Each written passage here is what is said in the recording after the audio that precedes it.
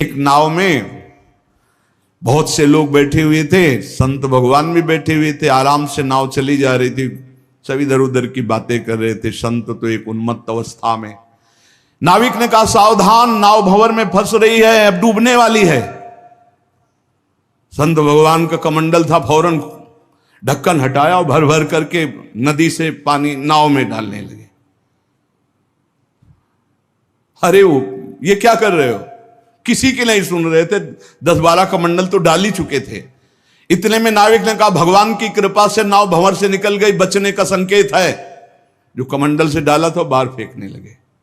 सबने पक्का समझ लिया, जब डूबने वाली थी तो नदी से पानी डाल रहे थे, और जब बचने वाली है तो नाव से बाहर डाल रहे थे। वे पागल दिमाग के हैं।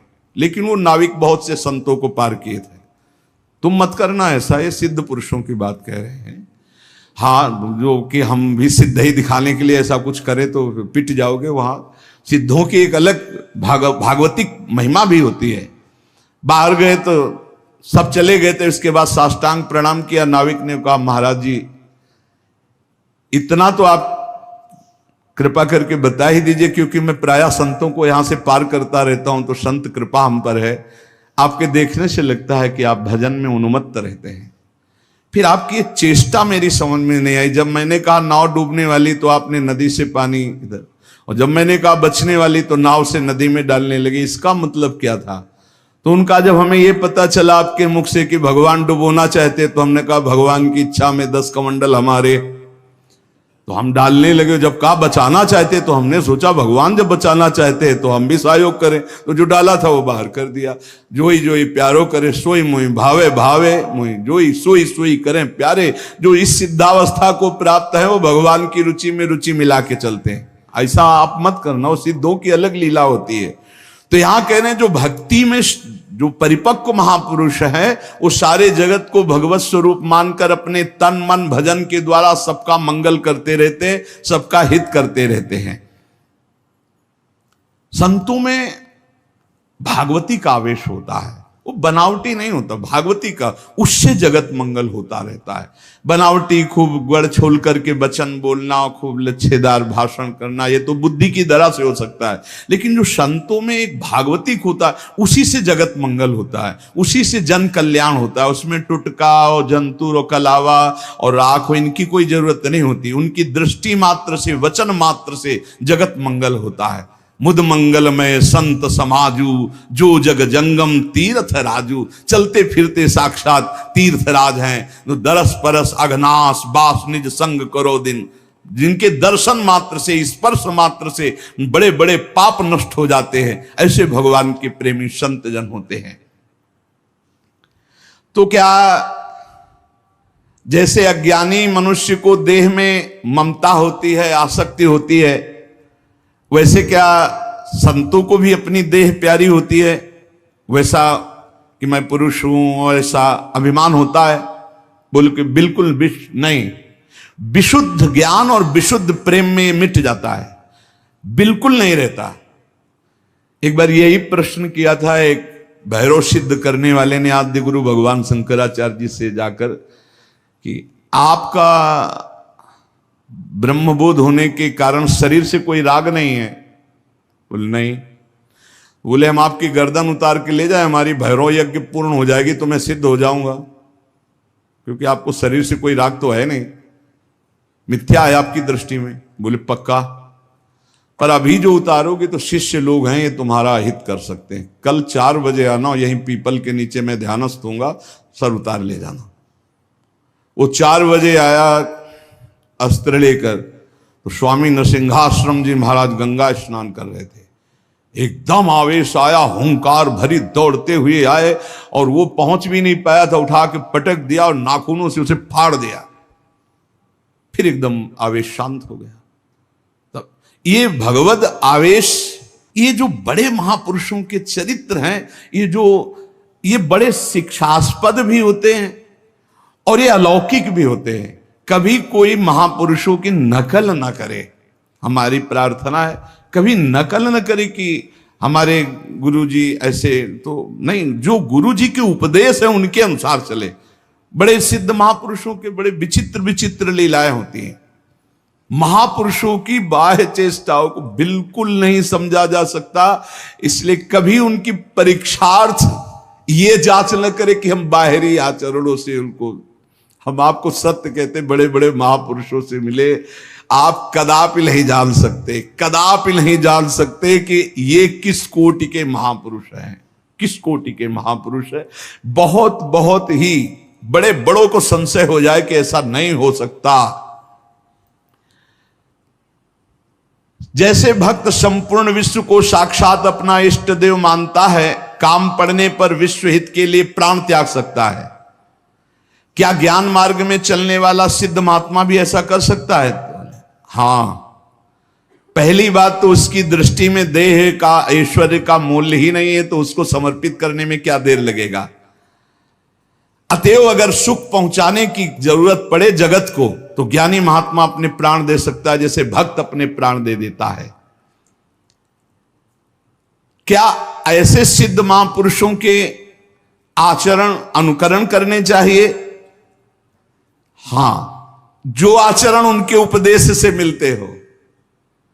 सच्ची मानिए बहुत मुश्किल है, जो बड़े महापुरुष, शुद्ध महापुरुष, भगवत प्राप्त महापुरुष है, बहुत मुश्किल है। क्योंकि जब तक शरीर भान रहता है, जब तक साधना रहती, तब तक आचरण आप देख सकते हो।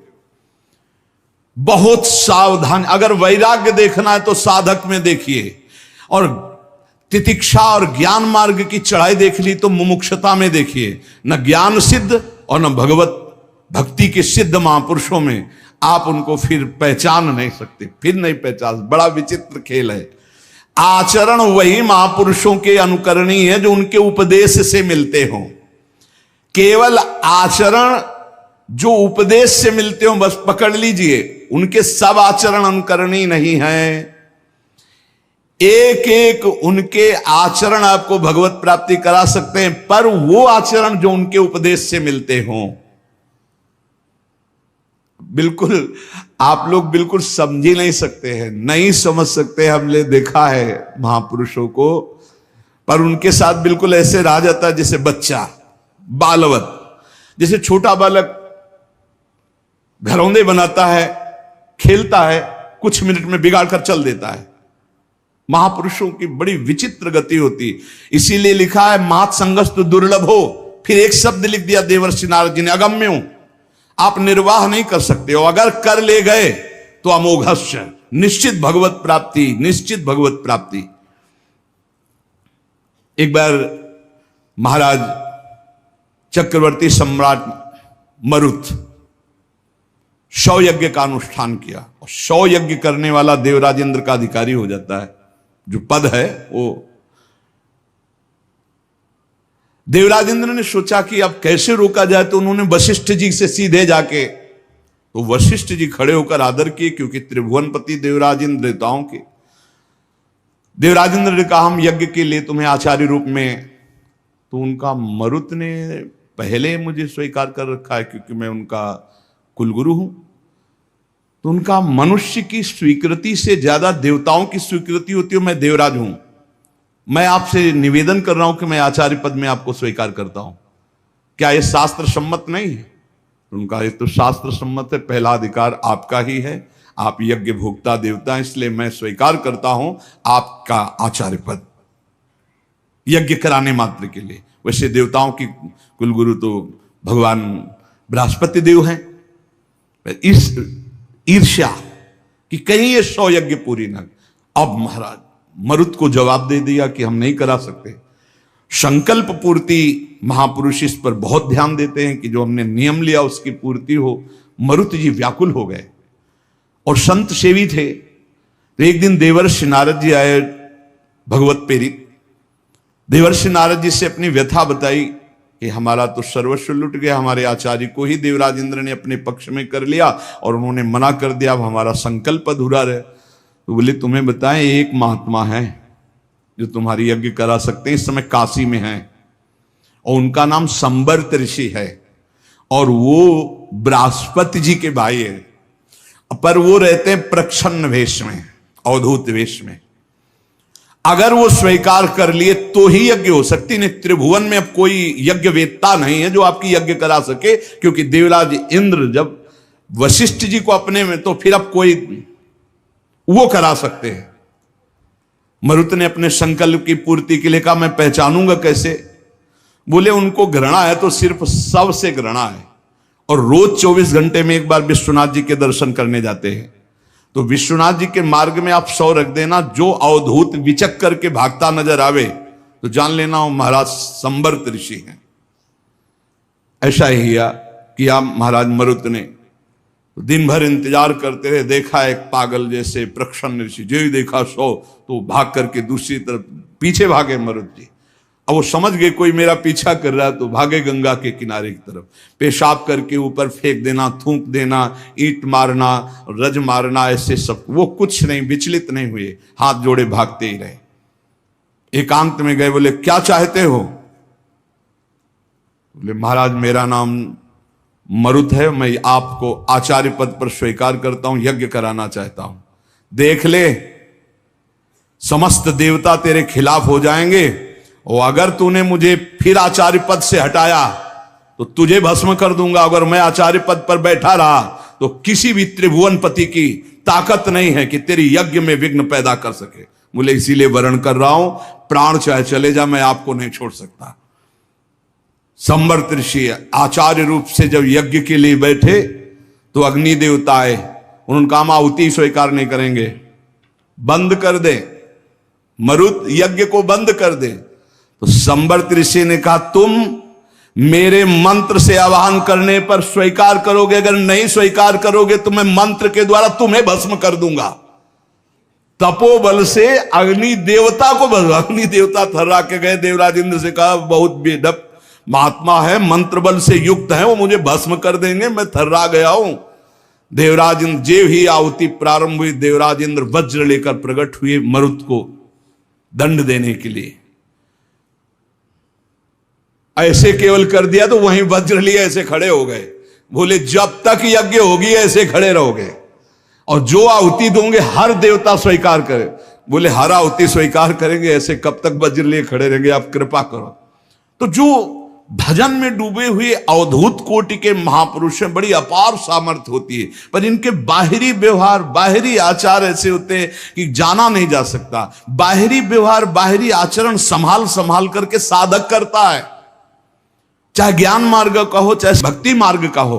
और जो भगवत प्राप्त महापुरुष हो गए अब उनको कोई फर्क नहीं। इसीलिए श्रीमद् सुधा निधि में एक श्लोक लिखा है, कर्माण श्रुति बोधिता नितराम कुर्वन्तु कुर्वन्तु मां गूढ़ाश्चर्य रसास्त्रगादि विषयान गृहणन्तु मुंचन्तु वा कैर्वा भाव रहस्य पारगमती श्री राधिका प्रेयसा। ऐसे उत्तम रहस्यमय भाव में डूबे हुए महापुरुष। एक राजा बहुत बलवान था, उसने अपने शत्रु पक्ष के राजा का नाश कर दिया। उसका अकेला लड़का था और उसकी मां। अब हर समय शत्रु पक्ष का राजा इस चाल में रहता था कि उस बालक को मार दें तो निष्कंटक अधिकार। और उसकी मां बड़ी भागवत थी, रात दिन भजन करती, भगवान से प्रार्थना करती कि भगवान मेरे बालक की रक्षा करना। और भगवान के जो सिद्ध संत होते हैं भगवत स्वरूप होते हैं। उन्होंने विचार किया, संत के हृदय में, एकदम भजन में बैठे थे उसी राज्य में, तो विचार एकदम आया कि अच्छा भगवान का आदेश है तो लीला करनी पड़ेगी। और लीला का उस समय इंतजार करने लगे। तो जो राजा बलवान था, जिसने शत्रु पक्ष के राजा को मारकर उसके लड़के को मारने को ठाना था, उसकी राजकुमारी थी, उसके स्वयंवर की रचना की जब बात आई, कमंडल उठाया, लंगोटी कस के बांधी कमर में, पहुंच गए दरबार में। और वो परिचित थे तपस्या और उनके भजन से। जे भी देखा तो साष्टांग दंडवत राजा हुए। देखो बाहरी आचरण से कैसे भी नहीं जाना जा सकता महात्मा के स्वरूप को, उनकी लीला को। राजा को मालूम था कि ये बड़े प्रसिद्ध और तपस्वी महात्मा हैं। राजा ने तत्काल अपनी कन्या को बुलाया, प्रणाम करो, आप महाराज आए हैं। राजकन्या बुलाई गई, महात्मा के चरणों में प्रणाम हुआ। महात्मा ने ऐसे देखा नखशिख तक और कहा इस लड़की का तो विवाह हम करेंगे, किसी राजकुमार से न कर देना। राजा तो एकदम होश उड़ गए, पर बहुत वो प्रवीण भी थे, राजा बुद्धिमान थे। तो उनका महाराज ब्याह तो आपसे ही कर देंगे, आप जैसा सुयोग्य वर कहां मिलेगा।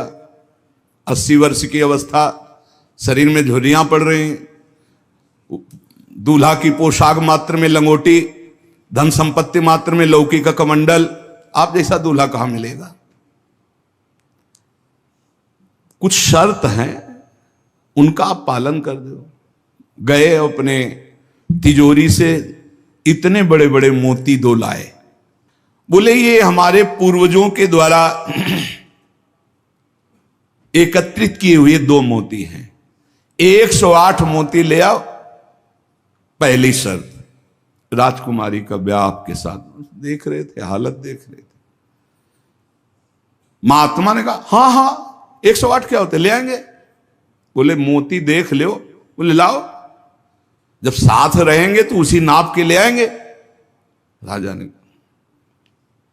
ने सोचा इनको, और बोले महाराज लगन के पहले, क्योंकि लगन निकल गई तो फिर बात कैसे बनेगी।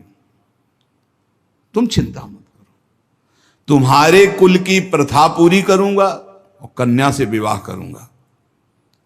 पर एक बात ध्यान रखना, अगर विलंब हो जाए तो किसी के साथ पाणिक ग्रहण नहीं कर देना, नहीं तो जो आ गया।